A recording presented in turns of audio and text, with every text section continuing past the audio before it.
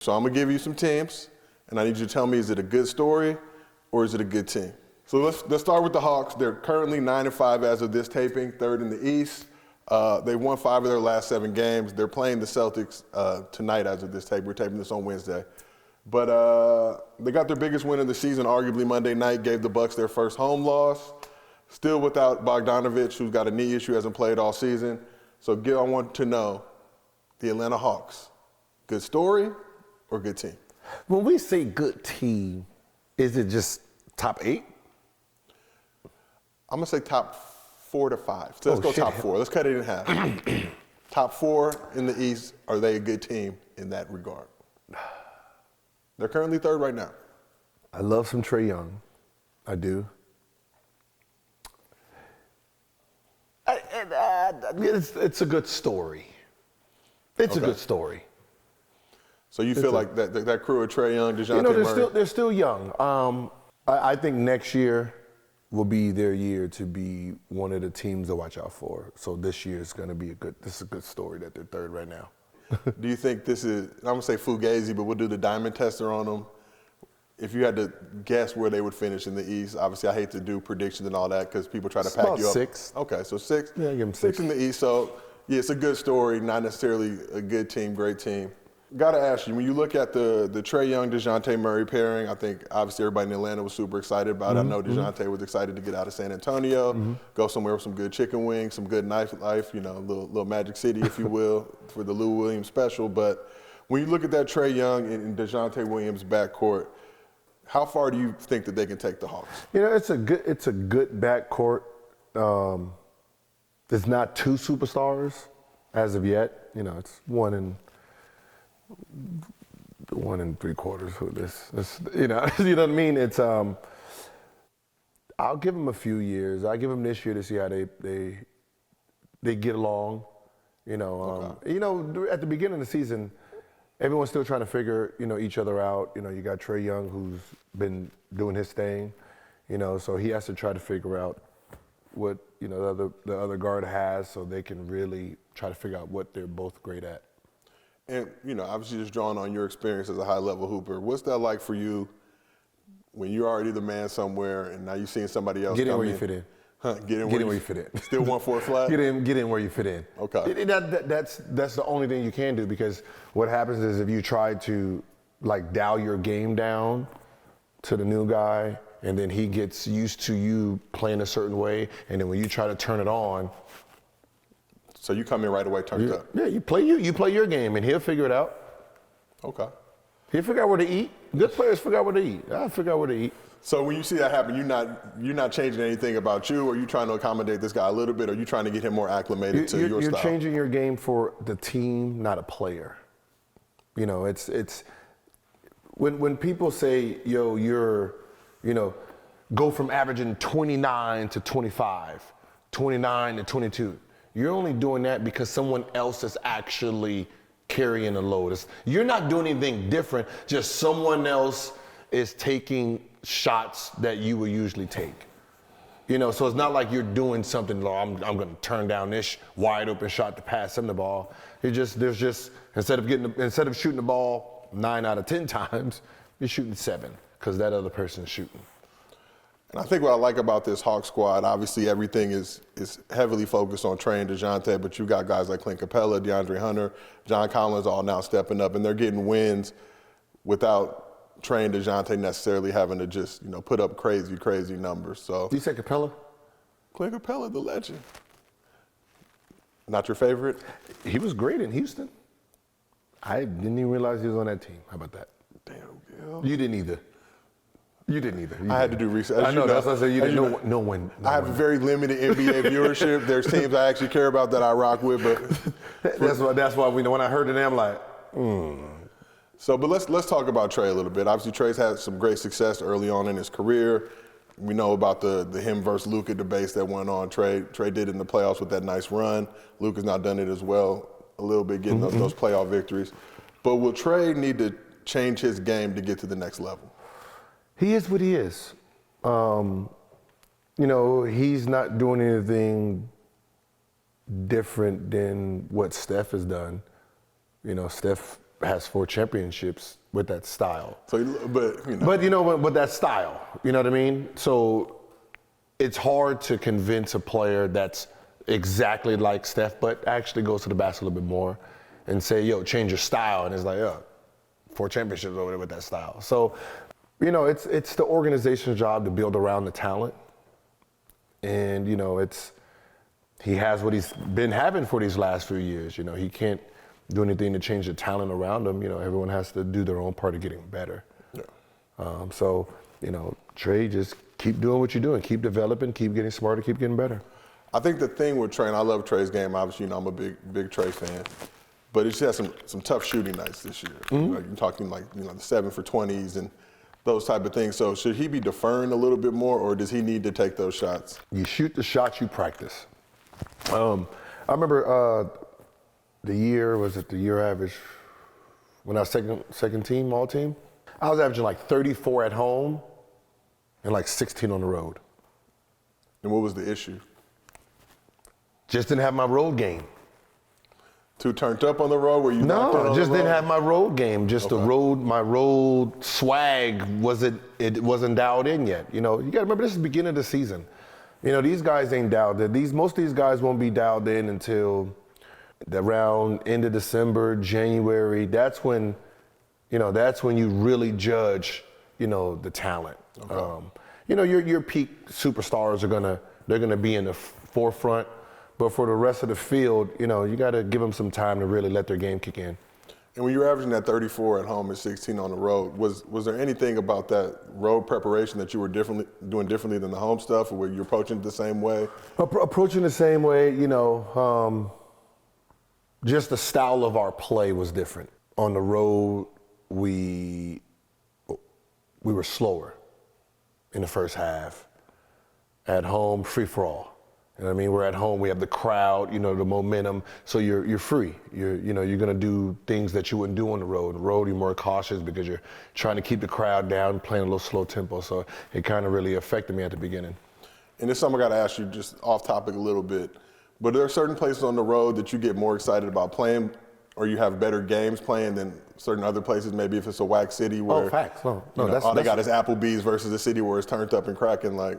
No, yeah, that's a real thing. Like Applebee's, like certain a fine establishment. Like certain cities, like they have an advantage because like players really don't want to be there. So like, let's say I'm going to. I was gonna use, who I was gonna use? I'm gonna say Minnesota, right? Minnesota not cracking? No. Home of Prince and Kirby Puckett? No, cold as hell. Let's say you have Minnesota and then you have Miami next. Everyone's thinking about Miami. Everyone's trying to get out of Minnesota at that point. Like your mindset is really not on what it's supposed to be on because you're just really trying to get to that next city. So it happens, and that's why you be like, how they take an L to them? The boys didn't even want to be there. So when it's a cold weather city, because I hate the cold, I'm a tropical person like most black people. I'm more tropical. Like, how much does that impact your game? I've always wondered that watching. When you got to go to places like that are freezing cold, does that work? Obviously going to the arena, it's warm and all that, but just dealing with that temperature and atmosphere for however amount of time, if it's walking from the hotel to the bus, just landing in that city and having to see it. The atmosphere of the outside of the arena, cold, slush, messing up your shoes. Yeah. That's expected, right? What's not expected is the coldest arena in the NBA is Phoenix. Interesting. And the only problem in cold cities is if they have hockey in that arena. Because what ends up happening is you can't turn the heat on because the ice under will melt and then it soaks up onto the floor. Okay. So what ends up happening is if they have a hockey arena, that cold actually hurts. that ice under there makes that floor. You got to remember, legs below, ankles and stuff, that's cold. So in certain cities, you're like, can y'all turn the heat on? It's cold as hell in here. And that's usually the problem with colder cities. That's not even something, honestly, I feel like, obviously from an outsider perspective, but now that you say it, it makes a ton of sense. Just thinking about, arenas with the ice underneath it and how that's going to impact you. dealing with that whole. Yeah, no, it really affects because you got to remember, we train in the heat all summer long to play in cold arenas. You know what I mean? So like hockey at this point should have their own arena, to be honest, because there'll be some days where I'll be like, yo, bro. That's why you be having this. You see everyone with heat packs all through their legs is because that ice is under there. Let's keep this thing moving and shaking. We're going to go to your favorite city, Cleveland. We're going to talk about the Cavs. Cavs are currently 8-5, fourth in the East. So they're on a 4-game losing streak as of this taping. That's coming after an 8-game winning streak they had. Makes sense. So want to know, is this a good story or a good team? Actually, they played well last year. They actually played well last year. We didn't expect that. But now it's this year, so what do we expect? Now you have this year, you have Donovan Mitchell over there with the young guard, Garland. They remind me of a young CJ and Dame. That two-headed monster that both can get on that 50. Yeah. And if they're both on fire, it's really going to be hard to stop that team. Just because of those two people willing that team, to victory. I know they have the young boy over there. Good team. I'm gonna give them good team. Good team. I'm gonna give them good team because they have a three-headed combo that could be very, very nice, and then their role players know their game. So this is the team, as you talked about early in the season, guys are trying to figure it out. Obviously, Donovan Mitchell's been on the tear. Darius Garland dropping 50 pieces. Mm-hmm. This is a team that as the season goes on, you see them actually elevating, getting better. I see them getting better. Because right now, as that team is playing, Mobley still hasn't figured out his game yet. He's still trying to figure it out. Once he dials in, they're going to be scary. So I know obviously Evan Mobley came into the leagues under different circumstances than yourself, but how long did it take you to figure that out, to make that adjustment from college, balling at a high level at Arizona, to now being with the Warriors and figuring out just how to play in the NBA? I came in with game 42. Game 42, I'll probably say like 5 or 6 games. Okay. My confidence was a lot better. Finished the season strong, but it took me the next year to really say, all right, I figured this out. Okay, so at this point, he should be able to lock in and kind of have it all figured out. Yeah, from players like him, they have to really understand they already have the mindset. They already have the skill. From there, it's just making sure you're consistent at everything off the court to bring it on the court. Pro players, to be honest, really they're not disciplined enough to put themselves on schedule. You really have to be disciplined because the NBA season, if you don't have self greatness, I want to be great myself, you can just go unnoticed in this NBA. You know what I mean? Making sure you're taking your 200 shots, you're lifting. You have to do that on your own outside of the team. If you're not, you'll be like, oh man, he was good last year. What happened this year? Yeah. And do you feel like obviously some teams do a better job, because a lot of that is self-responsibility, but some teams do a better job at least helping lighten that fire and making sure guys do that extra work? You can't make no one be great. That's real. You know what I mean? It's one of those things, you can't make a player be great. They got to want it. And what I'm saying is outside of team, if you're not going back in that gym, getting extra shots, getting extra reps, lifting, doing your cardio still, you practice for an hour, took 10 shots, 20 shots, did some stuff at the beginning, that ain't enough. You got to put yourself in your own routine to make your game consistent. That's real. I mean, I'm coaching young kids now, and that's the whole thing. It's like you think this 2-hour practice is enough. Mm-hmm. To your point, yeah, we might do some individual shooting or whatever. You getting like 50, 75 shots up. That's not enough to get you to where you need to go. All right, but let's move out west. Probably one of the more surprising teams, I would say, in the league this year, Trailblazers. And we had this talk back during Summer League after Dame had re-upped and signed that contract, refused to run from the grind. I think you had some interesting opinions then, but do you feel like Dame made the right decision Before we get to that, I need to know, Portland Trailblazers, good story or good team? The never-ending story. It's a great story. It's just a great story. It's not like you gave Dame a bunch of greatness to work with. You know, he's maximizing himself and, you know, the talent around him. At some point, they will take a dip and, you know, be where they're supposed to be. So, I mean, they did make some moves. They re-signed Ant Simons, Ooh. who I feel like he's young. I mean, he's young.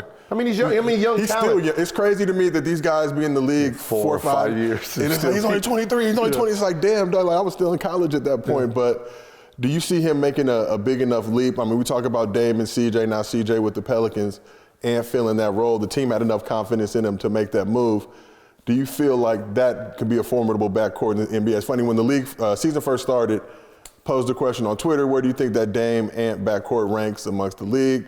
You know, some people, obviously I think Blazers fans said it was one of, you know, top 5, top 10. Other people like top 15, top 20, and over time we would see.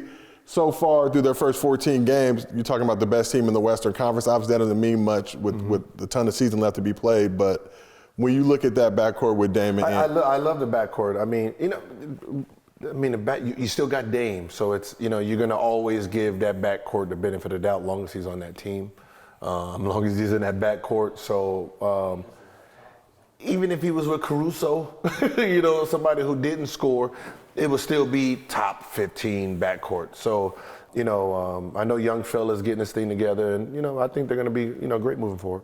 All right, let's talk about Mr. Big Shot, Chauncey Billups. Chauncey doing a good job this season. Do you feel like he deserves more respect as a head coach? You know, just because it's the beginning of the season, they don't want to give him his flowers yet. You know, right now, you know, those player coaches they're doing their thing. Them player coaches is doing it because they have you got to remember, they've seen the game. 2K version. Now they get to watch it from the sideline, so they understand the whole aspect of that court on how it's looked. You know, most coaches, they only get this view. They've never played this view at a high level. So, you know, Chauncey can give things to Dame that Dame didn't see. You know, because he has a different view now. You know, so I think that's going to be great for Dame just moving forward. You know, and once he gets his rhythm, dangerous. I mean, you talk about guys making the transition from player to coach. Obviously, arguably greatest coach in NBA history, Phil Jackson, has that on his resume. Not always the case, so some of those guys struggle. Do you feel like it's more approach-driven, or guys that were high-level, locked in as players, make that good transition to NBA coach because they know all the stuff it takes, like you just mentioned previously, putting in the extra work, how much of all that other stuff goes into it? Or is it really case by case? Because we talk about a guy like Steve Nash, who now tries to come in. Steve Nash as a player, you know, a hell of a basketball player. But now trying to tell somebody like a KD or Kyrie what to do, and like you mentioned, you don't have the hardware chief to be, you know, I'm a champion. Yeah, you know, if you give any player coach, any player coach, a situation where he can be successful, he will be. I'm gonna talk shit about, you know, Steve Nash situation because that's what I do. But did he really have a fair shot? The answer is no, because the team never played well. They never played together. Yeah. They never, like, when you talk about, oh, they had James Harden, they had Kyrie, they had KD. Did they? Did they? Did they have them 80 games, 67 games together? No, they didn't. So it's not like he really had names, he didn't have the team. But he's getting credit, but he's getting really, you know, blamed for the names he had. When you, no matter who you give that team to, they would have failed. They would have failed. You got to remember, he was the championship they could have won, Bucks championship. They were massacring the Bucks first 2 games. It was embarrassing. Like, you felt bad. Like, oh, damn. Ooh, this looked bad. The only reason Kyrie goes down. You know what I mean? Right there, that changed, you know. I'm sure the people in Milwaukee will argue that. I don't know what they was. The people in Milwaukee, they must not have seen game 1 and 2. They need to go back in 1-2 because we was like, oh, this game is over in the second quarter. Let's stay out west. Now, traditionally, Northern California in recent years has been the Warrior side of town. Warriors been running things, but let's talk about these Sacramento Kings. Who? The Sacramento Kings, Sacramento. All Our right. state's capital. Okay. The capital, yeah, I've been to Sacramento like 3 You times. sure it now. says Sacramento? It says Sacramento, but let me give you some context. Started season 0-4, won 7 of their last 9 games, including their last 4 as of this taping. Wins over the Cavs. They demolished the Nets on TNT Tuesday, one of their first national games in a while. 32-point explosion. I'm gonna ask you. I already feel like I know what you're gonna say. Don't even do it. Sacramento Kings. Good story or good team? Listen, bro. Listen. Just like 99% of everyone outside of Sacramento, I don't think anyone's watched a Sacramento game. Right? I'm pretty sure no one's watched. They played the Lakers, so I had to. No one's. Name a starting 5. De'Aaron Fox, Sabonis, Harrison Barnes, and then it gets a little tricky. Well, hopefully the viewers at home could name that King starting 5. De'Aaron Fox.